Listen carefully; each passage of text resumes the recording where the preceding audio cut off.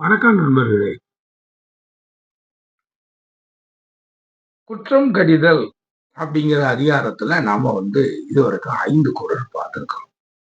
435வது குறள் வரைக்கும் பார்த்திருக்கோம். 436வது குறள் எல்லாமே இந்த குற்றம் கடிதல்ங்கிறதுனால எல்லாமே இந்த குற்றங்களை பற்றியே தான் வரும்.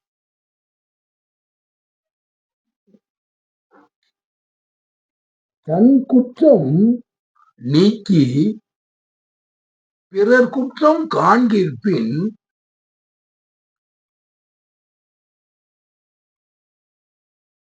என் குற்றம் ஆகும் இறைக்கு.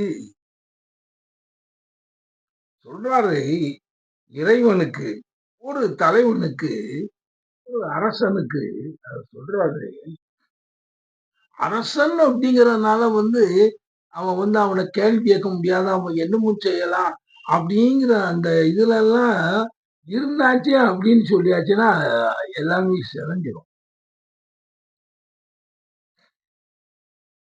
அரசன் என்கிறவன் அவன் ஒரு ஒரு நாட்டு பரிபாலனத்துல அவன் ஈடுபட்டிருக்கும் பொழுது அவன் ஒரு குற்றம் செய்யாதவனாக இருக்க வேண்டும்ங்கிறதுக்கு முன்னாலெல்லாம் அவர் சொல்லியிருக்காரு. அதைத்தான் அவர் சொல்லும் பொழுது இப்ப என்ன சொல்றாருன்னா, ஒரு அரசன் ஒரு தலைவன் தன்னுடைய குற்றத்தை அவன் முதலில் நீக்க வேண்டும். 1008 குற்றத்தை அவன் வச்சுக்கிட்டு ஆள முடியாது. அதெல்லாம் செய்ய முடியாது. நீ அதுக்கு அதான் அவர் என்ன சொல்றாருன்னா, தன் குற்றம் நீக்கி பிறர் குற்றம் காண்கிற்பின். நீ குற்றமே இல்லாதவனாக இருந்து நீ பிறருடைய குற்றத்தை நீ உன்னுடைய கவனத்துக்கு வருது, அதுக்கு நீ என்ன நடவடிக்கை எடுக்கணும், அதுக்கு என்ன தண்டனை கொடுக்கணுமோ இதையெல்லாம் நீ நிறைவேற்ற முடியும். தன் குற்றம் அவன் இல்லாதவனாக இருக்கணும். அதான் அவர் சொல்றார். தன் குற்றம் நீக்கி பிறர் குற்றம் காண்கிற்பின் என் குற்றம் ஆகும் வரைக்கும் அந்த தலைவனுக்கு, அந்த அரசனுக்கு என்ன குற்றம் ஆக போகுது? ஒரு குற்றம் ஆகாது. யாரும் எந்த மக்களும் எதிர்த்து எதையும் சொல்ல மாட்டாங்க. அவரு செய்தது தெரியாதா? அவரு எவ்வளவு பண்ணினாரியா?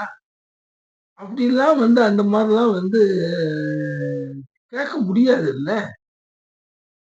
ஒரு ஒரு மன்னனுடைய அவருடைய அவருடைய வாய்ச்சொல், அவருடைய ஆட்சியிலே அவன் நடத்தக்கூடிய அந்த ஆட்சி ஒரு எதிர்ப்பின்றி மக்களால் அப்படியே அவன் அவன் செய்கிற காரியங்களை மக்கள் ஏற்றுக்கொண்டு அவரை அப்படியே பின்பற்றாங்கன்னா அது எப்படி வரும்னா, மன்னன் குற்றமற்றவனாக இருக்கணும். அதுக்காகத்தான் அவர் என்ன சொல்றாரு, நீ உன்னுடைய குற்றங்களை எல்லாம் நீக்க வேண்டும். நீ தன் குற்றம் நீக்கி பிறர் குற்றம் காண்கிற்கு. உனக்கு எந்த குற்றமும் கிடையாது. அதுதான் முக்கியம். பைபிள்ல ஒரு அருமையான ஒரு வாசகம்.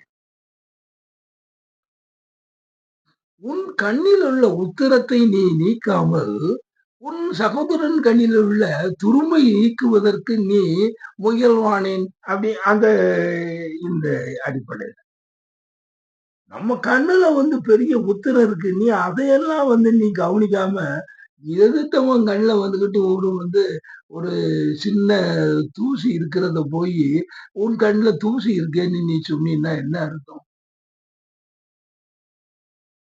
முதல்ல உன் கண்ணில் உள்ள அந்த உத்தரத்தை தூக்கி வெளியே போட வேண்டும்.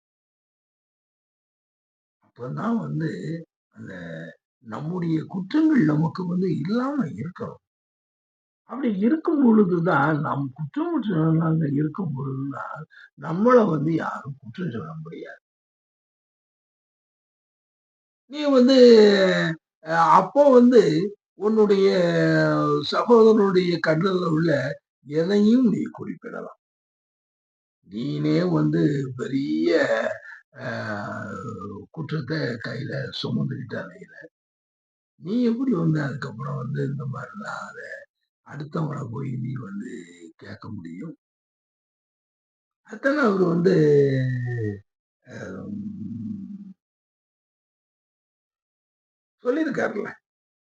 இப்ப நம்ம பேசுனதுல பூராவும் அந்த இதுதானே அவர் சொல்றாரு. குற்றமே காக்க பொருளாகன்றார்.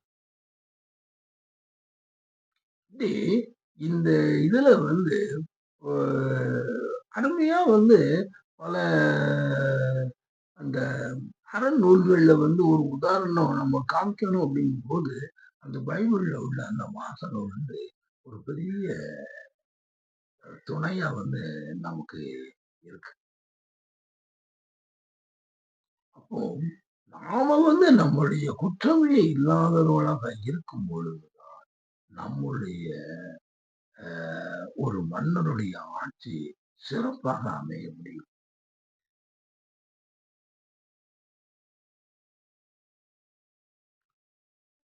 இத நாம தெரிஞ்சுக்கிடணும். சரி. அடுத்தால என்ன சொல்லியிருக்காரு? அதுவரை நன்றி கூறி விடைபெறுகிறேன். வணக்கம்.